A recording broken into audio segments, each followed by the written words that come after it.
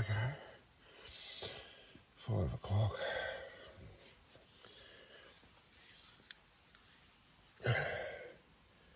First morning, stag season.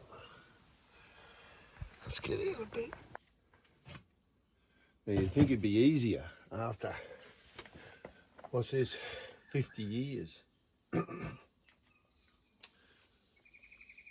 50 years. This will be, I shot my first deer when I was 11, and I think I went out first first camping with Dad, I suppose, was at 11, out like this. And so, okay, just over 50 years it's been, and just about every rut, every red deer rut, I've been there, been out in the bush. Tired, but there's a sense of excitement. This is the start. I haven't heard a roar overnight. There's been nothing sort of going, but the big stags will be starting to poke around with the hinds. We saw one on the drive-in last night. He was on the road.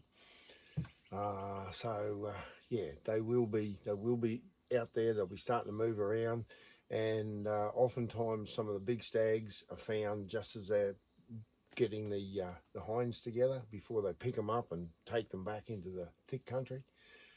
So yeah, let's get out there and get it. Get a bit of porridge into me, cup of coffee, and we're right to go. Have a good season.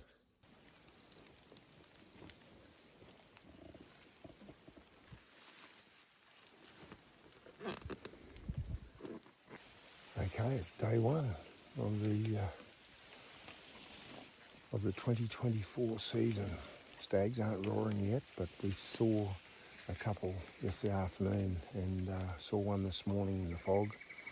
And they're out with the hinds. They're just not making a noise, but things could change any minute. Beautiful soft day. Okay, where are we going? Ready?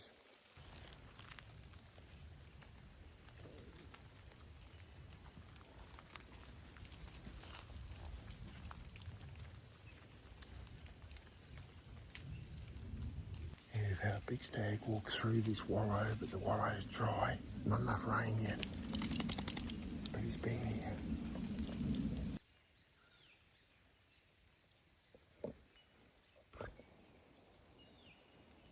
Okay, we've got double four. He's on the side of the hill. He's just stood up.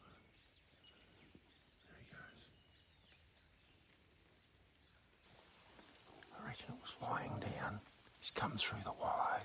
We saw his tracks. He's just gone up in this gully, and he must have laid down in the long grass. And as soon as we stepped out in the open just a little bit, he stood up. He's not really bad spooked. He's just moved about 50 metres up the hill, but he's a big double four, but I'd say like I'd go 6.5. I look at him and go 6.5. I couldn't really put him older too much. He might be, but he's probably 5, 6, 7-year-old, in that range somewhere.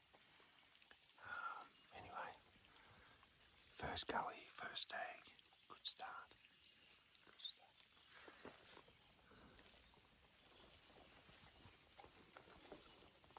So what it appears this morning that we've got is that the stags are not roaring yet. They've been out, they've had a look around, and they're bedded down, they're waiting. This is a tough time. And this is if you overwalk your country. If you walk through, check everything too much, all you do is you just spook things back up. It's a time for a bit of patience. The patience of a saint and the persistence of a sinner.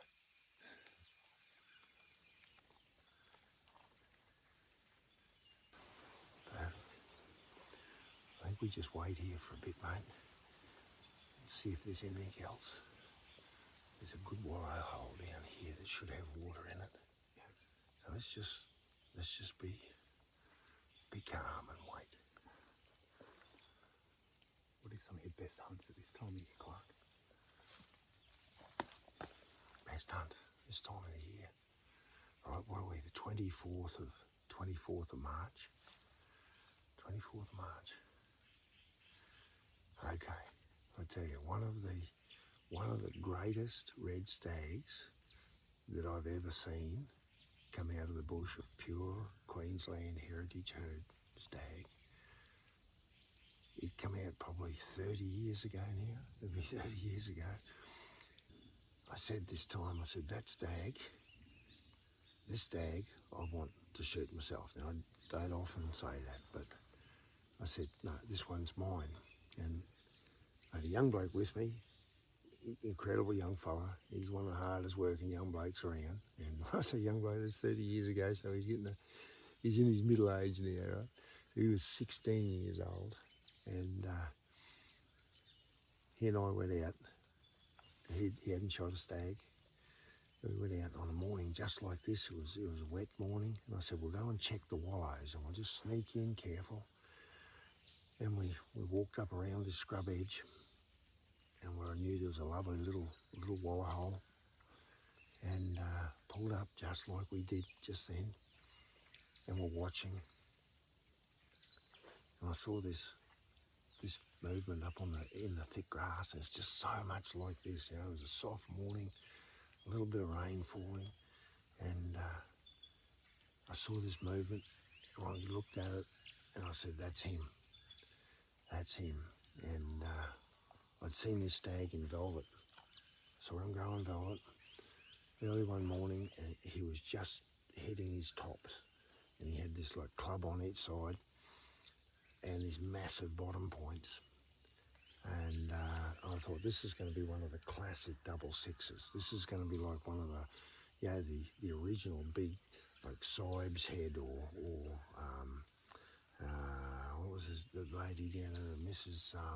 Young. Mrs. Young had a massive thing in there. Old Herb Richards, old Rainbow Richards, he had a couple like that as well. These classic big sixes, you know, the big double six of the Brisbane Valley, you know? And that's what I'd seen. Anyway, I saw the stag moving out, and I looked at him with my binoculars, and I turned to young Matt and I said, how much money you got? And Matt he put a grin on, as he does, and he said, enough to get that mounted. And I said, well, you better shoot him, mate. So we got in position. I think by memory he was using my old 308, I think. He was giving him to use. And he took a shot, good shot, hit this thing hard. It just streaked off up into the edge of the bush. And I saw where he hit and the way he jumped and everything. I said, no, he's right. And we went up, walked into the edge, just into the scrub edge, and here's this massive stag lying there. Anyway, we dragged him out. And that was like, we didn't have good cameras. I don't know whether we even got a good photo with the stag on the ground. So I'll have to rustle Maddie up and get him to send me some photos of that stag. But long and the short of it was, I was disappointed when I looked through the binoculars. I was disappointed because I expected to see, you know, a big double six, and what I saw was a big 5 with an extra point, so he was a double six, a 5-6, sorry, not a double six. And I was like disappointed because I really thought that he was going to be. I just couldn't believe that he'd only gone to a 5. Anyway, massive stag. We dragged him out, had a look at him, and this thing, later on, he scored 36.5 inches wide. So massive wide head, 36.5 inches long for a Queensland head, and that's without big back tine. So a lot of times those big heads, where they get that extra length is in that big back tine. So this was a 40 inch. So like I sort of had dreamt that this stag was going to be like a 40 inch, 40 by 40 classic, like the old Otago heads, you know. You see, like Chris McCarthy is doing such a magic job over there, Lake Hawea, and with his Otago stuff that he's brought back, like from the brink, the original herd, and he's got those classic big 6s and 7s and some 8s, but that's a classic head. Anyway, this is what this was, and I was still like, why? Why is he only a 5? And I rolled him over to start taking some meat off him, and I'm going to take the cape and whatever. And when I rolled him over, he's got a football-size hernia in his groin, like right beside his nads. He's got this massive, big, like a football. What's this? Like a disease. So he's so fat. Anyway, we tried to cut around it, and I couldn't cut the stomach away because I was going to take the whole butt, with the back straps and everything. And it all adheres together. It adhered. All his stomach, his intestines were all like stuck together. And his intestines were stuck onto the roof of his stomach, around his kidneys. It was all stuck together. So in the end, I cut his legs off, took his back straps, had the cape and the head off him. And I was thinking, what's going on? Anyway, he didn't look diseased. He was so fat. Anyway, when we got him home and I started boning out his meat, here he's got these big bits of shrapnel in him. Yeah, right. He'd been shot. Somebody had shot him in the back leg, and had gone through and must have exploded into the stomach. And he's got over it, and he's fat as can be, and he's got this all his adhesions to everything had stuck him together. And still had these, bits of bullet jacket. And I think we found a bit of the base in him as well, in his edge of his I think it was on the edge of one of the back straps. So he'd been really badly, basically gut shot. Yeah. And he recovered. And instead of, I reckon, growing that magic 6, he grew this monster 5. And it's still one of the best heads of all time. I think he was 17.5 inches in the bay tines and 14 inches in the tray, if I remember, something like that. But he was huge down low, 36.5 wide. And Maddie's got him on his wall, and I wish he could get up here for a hunt. If you're watching this, Macintosh, get up for another hunt with us, mate, because we miss you, okay? Just like this, a morning just like this. Let's go and find one like that ourselves, eh? Sounds like a plan. Okay, we might sneak around the side here and try and leave that one alone. If he's going to stay there, just leave him be, and he'll start roaring, when he's good and ready, I reckon. It's a plan.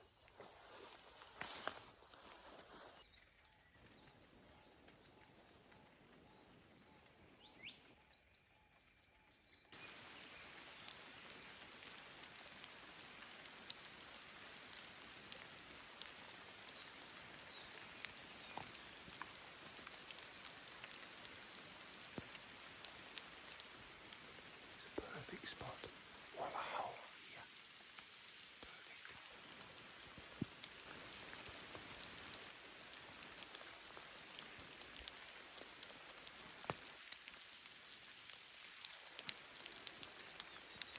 There's a big stag here. He'll be lying down. He'll be just lying down, chewing his cud.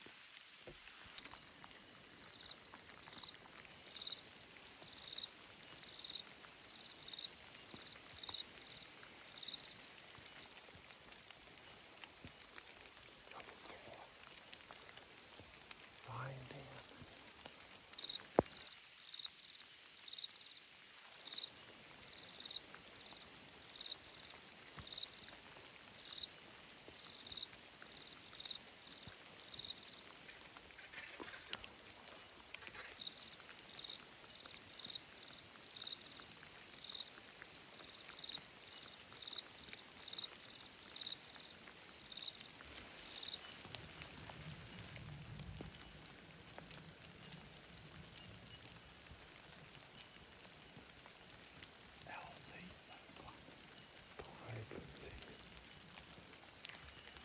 Mm.